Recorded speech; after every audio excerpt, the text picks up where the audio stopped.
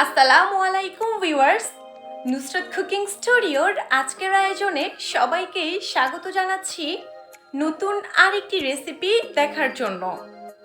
আজকের পর্বে ডিম এবং কমলা দিয়ে খুবই মজাদার ও ইউনিক একটি নাস্তার রেসিপি শেয়ার করব, যেটা চাইলে সকাল বিকাল যে কোনো সময় ঝটপট বানিয়ে নিতে পারবেন। সো আশা করছি আজকের রেসিপিটা সবার ভালো লাগবে। ভিডিওটা ভালো লাগলে অবশ্যই চ্যানেলটি সাবস্ক্রাইব করে এবং পাশে থাকা বেল বাটনটি অন করে দিয়ে আমাদের সাথেই থাকবেন।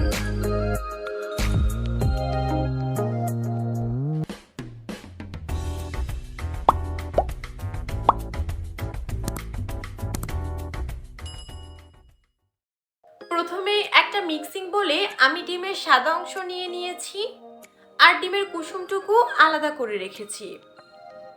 এবার এখানে 2 টেবিল চামচ চিনি অ্যাড করে দিব।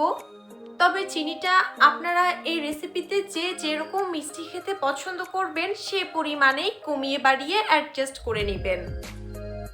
এবার একটা ইলেকট্রিক বিটার দিয়ে ডিমের সাদা অংশ এবং চিনি খুব ভালো করে বিট করে নিব। বাসায় যদি ইলেকট্রিক বিটার না থাকে তাহলে সাধারণ হ্যান্ড উইক্স দিয়েও কিন্তু আপনারা এটা মিশিয়ে নিতে পারেন, তবে সেই ক্ষেত্রে সময়টা হয়তোবা একটু বেশি লাগবে। তো আমি প্রায় 1 থেকে 1.5 মিনিটের মতো বিটার দিয়ে ডিমের এই সাদা অংশ এবং চিনির মিশ্রণটা বিট করে নিয়েছি। যখন দেখতে পাবেন এরকম একটা ক্রিমি টেক্সচার চলে আসবে তখনই বুঝতে পারবেন আর বিট করার প্রয়োজন নেই। তো এবার আমি বিটারের কাঁটাগুলো সরিয়ে নিব। এবার অন্য একটা মিক্সিং বলে ডিমের যে কুসুমটা আমি আলাদা করে রেখেছিলাম সেই কুসুমটা নিয়ে নিচ্ছি। একটা চামচ দিয়ে খুব ভালো করে প্রথমে কুসুমটা ফেটিয়ে নিব। এবার এখানে জাল করে নেওয়া 2 টেবিল চামচ লিকুইড দুধ অ্যাড করে দিচ্ছি। বাকি দুধটুকু যদি পরবর্তীতে প্রয়োজন হয় তখন অ্যাড করে নিব। সেই সাথে 1 টেবিল চামচ দিয়ে দিচ্ছি রান্নার সয়াবিন তেল। দিয়ে দিব কয়েক ফোঁটা ভ্যানিলা এসেন্স, এতে করে ডিমের যে একটা আষ্টে গন্ধ থাকে সেই গন্ধটা দূর হবে। এবার চামচ দিয়ে নেড়েচেড়ে সবকিছু একসাথে খুব ভালো করে মিশিয়ে নিব। এবার এই মিক্সিং বোলের ওপর প্রথমেই এরকম একটা চালনি দিয়ে দিচ্ছি আর তার উপর দিয়ে দিব 1/2 কাপ ময়দা। অবশ্যই ময়দাটা চেলে ব্যবহার করবেন। আর দিয়ে দিচ্ছি আমি 1/2 চা চামচ বেকিং পাউডার। এবার ময়দা এবং বেকিং পাউডার খুব ভালো করে চেলে নিব।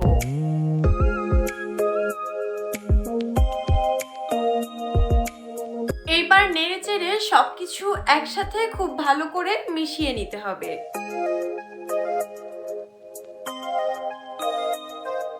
সবকিছু মিশিয়ে নেওয়ার পর এবার এখানে 2 টেবিল চামচ অরেঞ্জ জুস অর্থাৎ কমলা লেবুর রস দিয়ে দিচ্ছি। দিয়ে আবার সবকিছু খুব ভালো করে নেড়েচেড়ে একটা পারফেক্ট ব্যাটার তৈরি করব। সবকিছু কিন্তু খুবই স্মুথলি মিশিয়ে নিতে হবে যেন কোনো কিছুর কোনো লাম্পস না থাকে।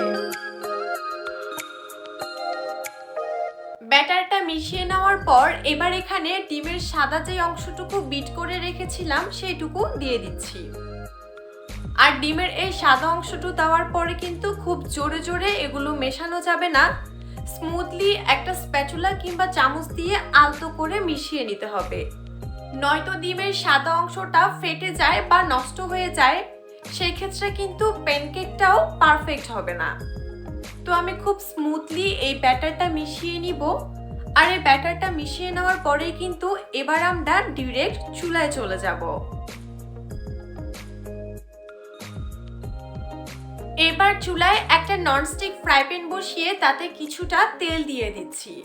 তারপর একটা টিস্যু দিয়ে খুব ভালো করে তেলটুকু ফ্রাই প্যানে মুছে নিচ্ছি। খুবই অল্প পরিমাণে কিন্তু তেল ব্যবহার করতে হবে। এবার এরকম একটা মেজারমেন্ট কাপ দিয়ে অল্প করে ব্যাটার নিয়ে এই ফ্রাই প্যানে দিয়ে দিব।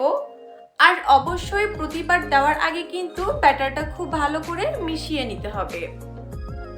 আপনারা এরকম যে কোনো মেজারমেন্ট কাপ কিংবা একটু গর্ত করা চামচ ব্যবহার করবেন, এতে করে পিঠার সাইজগুলো সমান হবে এবং দেখতেও ভালো লাগবে।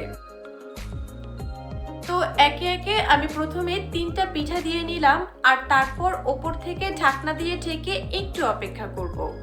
চুলার আঁচ কিন্তু অবশ্যই একেবারে লোতে রাখতে হবে। এবার ঢাকনাটা সরিয়ে নিচ্ছি। যেই মেজারমেন্ট কাপে করে আমি প্রথমবার ব্যাটার দিয়েছিলাম সেই মেজারমেন্ট কাপে করে আবারও ওপর থেকে কিছুটা ব্যাটার দিয়ে দিব। এতে করে প্যানকেকগুলো বেশ ফ্লাফি হবে।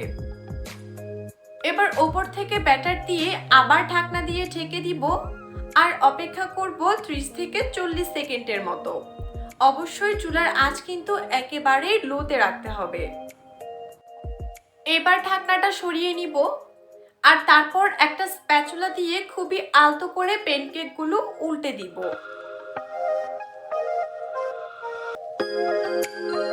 তো ব্যাস, এবার জাস্ট আর কিছুক্ষণ অপেক্ষা করব আরেকটা পাশ হয়ে আসা পর্যন্ত। এরপর ঢাকনাটা সরিয়ে নিচ্ছি আর তারপর গরম গরম নামিয়ে মজাদার এই প্যানকেকগুলো পরিবেশন করার পালা। চাইলেই কিন্তু খুব ইজিলি 5 মিনিটের মধ্যে সকালে কিংবা বিকেলে ঝটপট এই নাস্তাটি বানিয়ে পরিবেশন করতে পারেন। সো অবশ্যই বাসায় ট্রাই করবেন আর ভিডিওটা ভালো লাগলে অবশ্যই কমেন্ট বক্সে কমেন্ট করে জানাবেন। আজকের এই রেসিপিটা ভালো লাগলে ভিডিওতে একটা লাইক দিয়ে এবং আমাদের চ্যানেলটি সাবস্ক্রাইব করে পাশে থাকা বেল বাটনটি অন করে দিয়ে আমাদের সাথেই থাকবেন, কারণ আপনাদের এই লাইক, কমেন্ট এবং শেয়ারগুলো আমাকে অনেকটা উৎসাহ যোগায়। সো আজকের মতো এইখানেই বিদায় নিচ্ছি। সবাই ভালো থাকবেন, সুস্থ থাকবেন। And thank you for watching my video. Allah Hafiz.